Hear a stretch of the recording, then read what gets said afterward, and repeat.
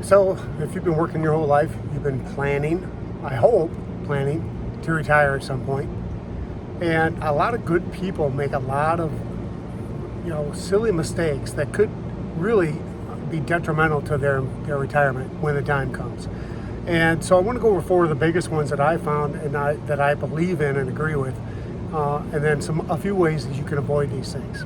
Now, the very first one is, and I have talked about this a lot on my channel in previous videos, so you can go back and find those if you'd like, but having too much debt. People think that this money train is going to last forever, and unfortunately, it is not going to. Whether you're relying on Social Security or not, or whatever, if you are still living and planning to live on the same kind of paycheck that you have when you're in retirement and on, a fixed income, that is not going to be the case.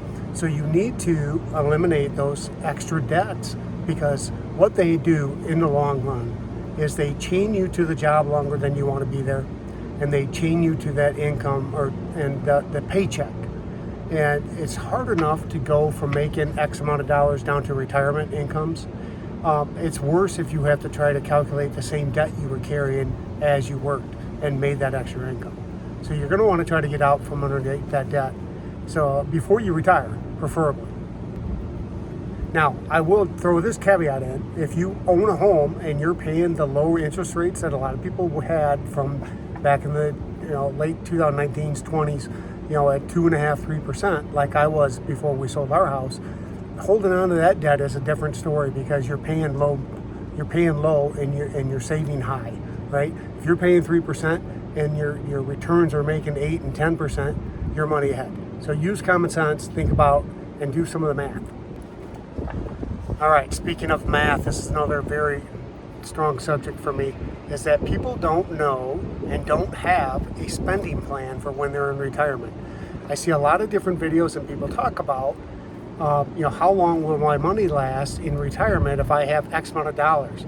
Well, really, none of that makes any difference if you don't know how much your essential income is and how much your discriminatory income is, and what your bills are to go with it, because those things matter. And without that number and without that information, you are dead in the water.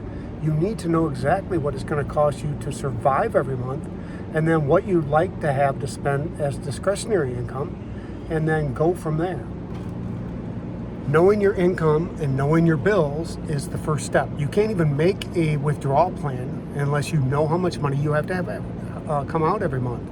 So these are common sense numbers you have to have. Okay, there's no going around it. You need to know what your spending is going to be, what your income sources are going to be, so you can formulate a good plan. All right, moving on. Number 3 is not knowing what your actual asset earning investments are, or cash earning assets are. Maybe that's the better way to say it.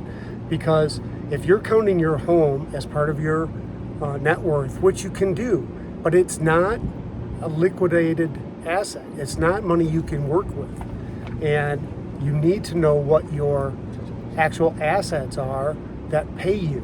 This is one of the reasons that people and the experts agree that if you can retire with a pension and Social Security, any of those things, those are fixed incomes that are basically guaranteed. Nothing's really guaranteed, right? Let's be honest, but everything is kind of guaranteed, and you know exactly how much money you're going to have coming in every month. It's not an estimate. It's based on the actual numbers. And unless you know that your house isn't really a liquid asset, you need to know what your real net worth is. And that net worth really comes down to what's your 401k, what's your IRAs, what are your savings accounts, what do you plan to take for Social Security, do you have a pension, and what's that number going to be? That's your true net worth, because that's money that you have access to. Now, if you do plan to sell your home and either rent after that, or you're going to buy something cheaper and you've got a big nest egg that's going to come out of that, then of course you can add that into your coffers.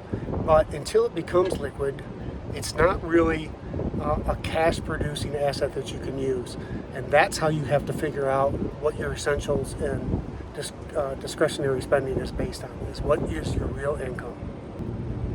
All right, moving on to number 4, last and not least by any means, and that is thinking that you can outsmart the S&P 500. And I say that meaning, if you think you're smarter than some of the experts in the field that pick stocks and pick Bitcoins and chase trends and trade, folks, I am no expert. And again, this is not financial advice. This is just my opinion. I'm expressing to you. Take it as a grain of salt. But the people that are smarter than us, people like Dave Ramsey, people like Warren Buffett, people that are great, Jeff Bezos, great investors, great smart business people, have said over and over again, you are not smarter than the stock market or than people that have studied the stock market. Why try to pick one or two winners instead of just going with a fund? Go with a good mutual fund and go with an S&P index fund. Those are the kind of investments that always pay and always do well and have historical averages. Thinking you're going to make $1 million on a penny stock is not smart investment for your money. Okay, so you need to know what is really a good investment and not gamble with your money thinking you can pick better than the experts can. And remember this, because I know that Charlie Munger and Warren Buffett have often said that they're always getting suggestions and ideas and thoughts and opinions from other people that weren't near as successful as them, trying to convince them to go into different markets. They were smart enough to know that the right market is a market that gets consumed and that people can't live or won't live without, which is why they're in Coke, and which is why they're in See's candies, and etc. They know that people love those things and that they will buy them no matter what the price is, no matter what the pressure is, no matter what the inflation is, because there are things that get consumed. It'd be like if you could only buy household items in the S&P, let's call it a different thing, but if you could just go through and buy Procter & Gamble and just buy this, yes, you'd probably be in a pretty good situation. But wouldn't it be easier just to take the fund? That's the S&P 500 index fund or something that keeps you above average. I mean, right now, for this year in 2025, I just checked this morning, my S&P is at 21, almost 22% return. Is that above normal? Of course it is. But historically, it does 11%. Historically, 11%. That's a pretty good bet. Now, the key to all this is that you need to plan as best you can. And I think part of that means, plan on taking a conservative return. Plan on withdrawing 4% and considering a 3% inflationary rate. That way you're always ahead of the money a little bit, because that's where you want to be. But let's just wrap it up. I don't want to ramble on. Don't have too much debt. Know what your spending plan's got to be. Don't gamble away your investments in your retirement. And know exactly what your investments are and what they're worth and your assets are, so you can figure up your income, your debt, and etc.